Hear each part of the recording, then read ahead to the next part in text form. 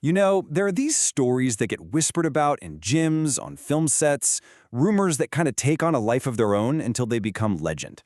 This is one of those stories. It's about a supposed meeting between two absolute icons that happened one night far away from any crowds or cameras. It's the question we always ask, right? What happens when an unstoppable force meets an immovable object?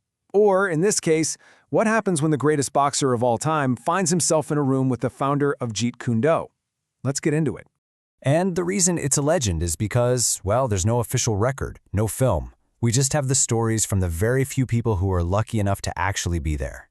So this isn't really a story about a fight. It's about a test, a kind of silent duel between two masters at the absolute peak of their powers. To really get what happened, you have to picture the scene. This wasn't some huge stadium or a fancy arena. No, it was way more intimate than that, and probably a lot more intense. I mean, you can just imagine it, can't you? The quiet hum of the studio lights, no banners, no screaming fans, just a handful of people literally holding their breath. You could just feel that thick, electric tension in the air, a feeling that whatever was about to go down, it was going to be huge. And then the two guys at the center of it all arrive. And their entrances, well, they couldn't have been more different. Each one was like a perfect snapshot of their entire philosophy. So on one side, you've got Ali. He's pure charisma, right? All rhythm and motion, shadow boxing, whispering to himself, too fast, too pretty.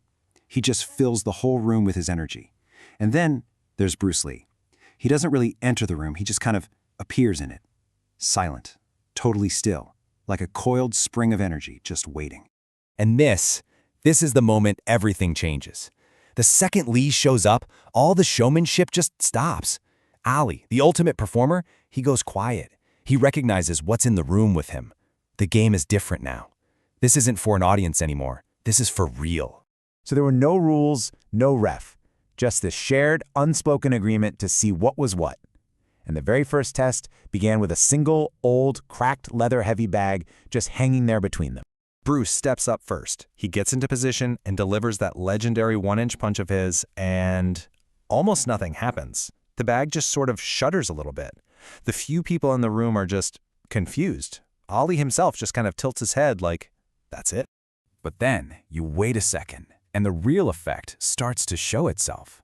See, the energy wasn't on the surface. It was transferred deep inside the bag. The chain holding it up starts rattling, shaking like crazy, and the bag itself starts to tremble. It was a perfect demonstration of internal power, and it left the entire room completely silent. Okay, so now it's Ali's turn. He rolls his shoulders, bounces once, twice, and then just unleashes one single devastating punch. And this is the complete opposite of what Lee did. This is pure, explosive, external force. The bag doesn't tremble. It flies across the room and smashes against the far wall. The sound just echoes. And right there, that's the first moment of real earned respect. Bruce Lee sees this raw, incredible power from Ali, so different from his own, and he just acknowledges it with a simple nod. Two masters speaking a language that doesn't need any words. So the test with the bag, that was over. Now, the real test was about to begin. They stepped closer, drawn to each other not by aggression, but by this mutual curiosity. So Ali starts circling, light on his feet, and he starts with that famous jab. But Bruce, he's just not there. He slips and blocks every single shot. So Ali ramps it up. He starts throwing combinations, a flurry of fists just cracking the air. And still, Bruce is just outside of range, reading every single move. Then, in a flash, Bruce strikes. He's a blur of motion, aimed right at Ali's center, forcing Ali to lean way back, barely dodging it. The whole room just gasps, but Ali, he just blinks.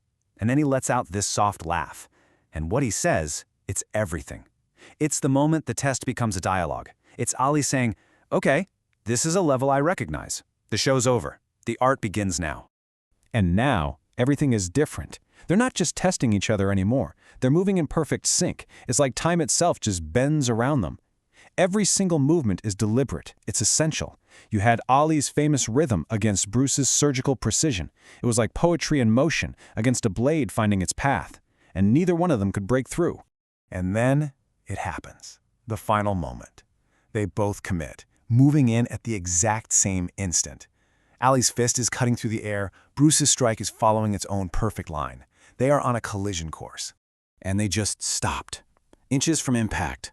A perfect, frozen picture of speed and power, held in absolute check. The climax of this legendary duel wasn't a knockout punch. It was a complete stop. But why they stopped? That's the most important part of this whole thing. It wasn't hesitation. It wasn't fear. It was a simultaneous, perfect understanding. They both knew, in that exact same microsecond, what the outcome was going to be.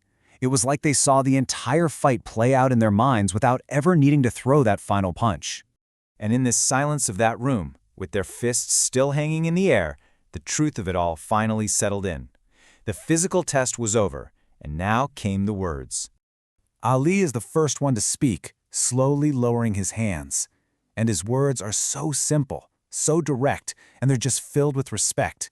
There's no ego, no bravado, just an honest assessment from one master to another. This was Ali's response, and it came right after Bruce complimented his incredible power. It's so important because it shows they both saw beyond the public legends. Ali got that Bruce wasn't just fast. He had this deep, deep understanding of mechanics and force. And Bruce saw that Ali wasn't just powerful. He had a genius-level speed and rhythm. And finally, someone in the room dares to ask the ultimate question, the one everybody wonders, right? So who would win? And their answer, delivered almost at the exact same time, is the whole point of the story. No one. Because a fight between them couldn't be won or lost. It could only be understood. And that's really the big takeaway from this legendary night, isn't it? It was never about who was stronger or who was faster. It was about two masters recognizing a level of skill in each other so profound that the only possible outcome was mutual respect.